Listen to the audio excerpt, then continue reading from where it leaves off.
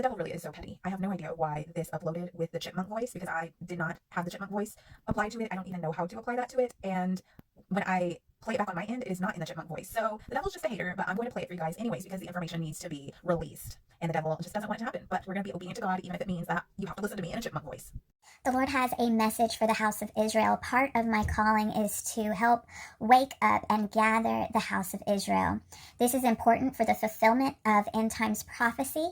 The house of Israel went into captivity and was scattered as slaves into the nations of the world. But the Lord said in the last days that he would gather back the house of Israel and bring them back into their land, and that he would also fulfill Ezekiel 37 and Revelation chapter 3, verse 9. And so the Lord is doing just that. And he spoke to me recently about this very thing. And so I want to share with you what the Lord has to say concerning this, because it's important that the house of Israel, the bloodline people of the tribes of Israel, understand and awaken to who they are.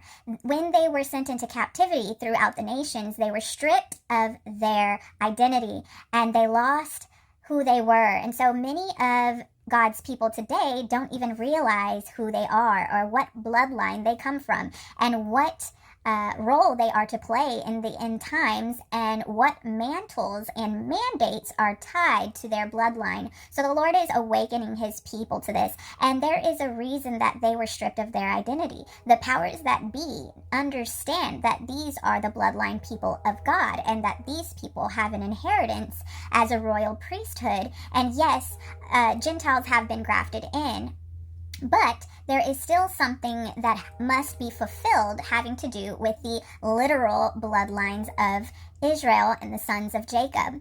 And so the Lord says, "Wake up, house of Israel, your restoration and jubilee has begun."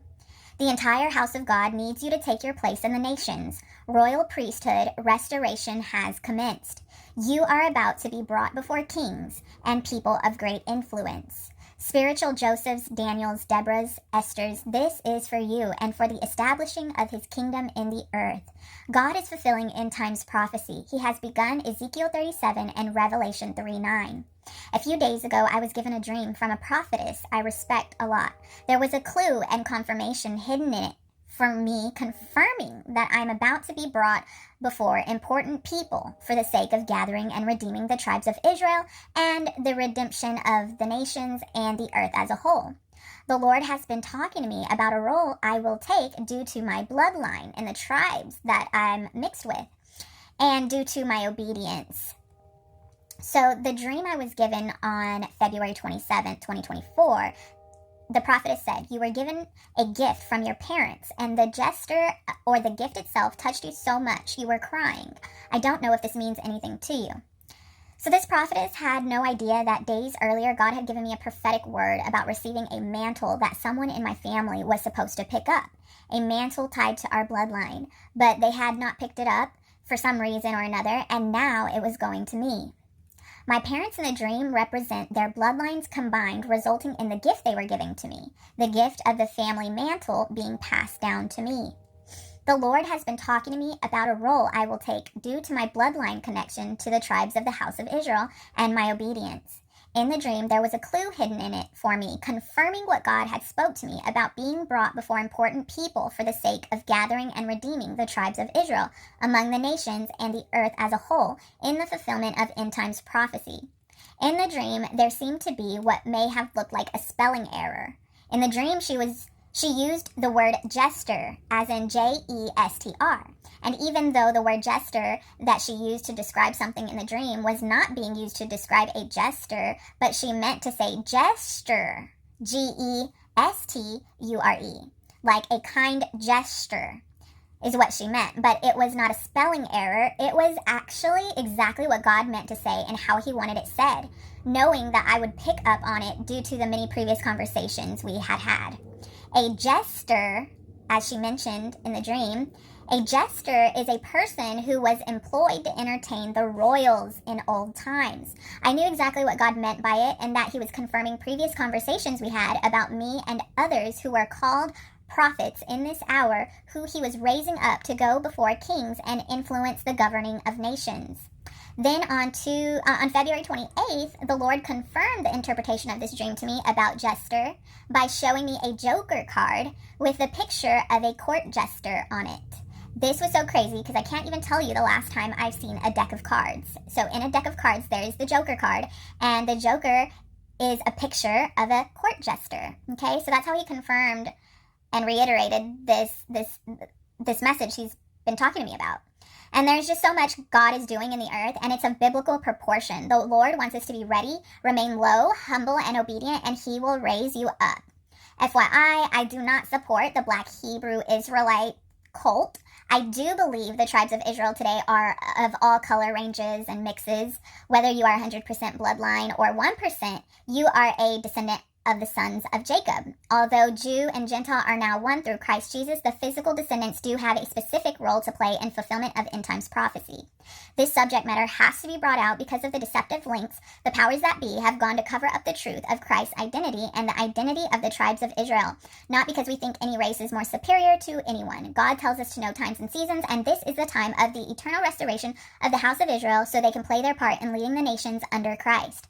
God is fulfilling Ezekiel 37. The hand of the Lord was on me, and he brought me out by the Spirit of the Lord and set me in the middle of a valley. It was full of bones. He led me back and forth among them, and I saw a great many bones on the floor of the valley, bones that were dry. He asked, Son of man, can these bones live? I said, Sovereign Lord, you alone know. Then he said to me, Prophesy to these bones and say to them, Dry bones, hear the word of the Lord. This is what the Sovereign Lord says to these bones. I will make breath enter you, and you will come to life. I will attach tendons to you and make flesh come upon you and cover you with skin. I will put breath in you, and you will come to life. Then you will know that I am the Lord. So I prophesied as I was commanded, and as I was prophesying, there was a noise, a rattling sound, and the bones came together, bone to bone. I looked, and tendons and flesh appeared on them, and skin covered them, but there was no breath in them. Then he said to me, Prophesy to the breath, prophesy, Son of man, and say to it, This is what the Sovereign Lord says. Come, breath, from the four winds, and breathe into these slain, that they may live. So I prophesied as he commanded me, and breath entered them. They came to life and stood up on their feet, a vast army. Then he said to me, Son of man, these bones are the people of Israel. They say, Our bones are dried up, and our hope is gone. We are cut off. Therefore prophesy and say to them, This is what the Sovereign Lord says. My people, I am going to open your graves and bring you up from them. I will bring you back to the land of Israel. Then you, my people, will know that I am the Lord. When I open your graves and bring you up from them, I will put my spirit in you, and you will live, and I will settle you in your own land. Then you will know that I, the Lord, have spoken, and I have done it, declares the Lord. The word of the Lord came to me, Son of man, take a stick of wood and write on it, belonging to Judah and the Israelites associated with him. Then take another stick of wood and write on it, belonging to Joseph, that is, to Ephraim, and all the Israelites associated with him. Join them together into one stick, so that they will become one in your hand. When your people ask you, won't you tell us what you mean by this? Say to them, this is what the Sovereign Lord says. I am going to take the stick of Joseph, which is in Ephraim's hand, and of the Israelite tribes associated with him, and join it to Judah's stick. I will make them into a single stick of wood, and they will become one in my hand.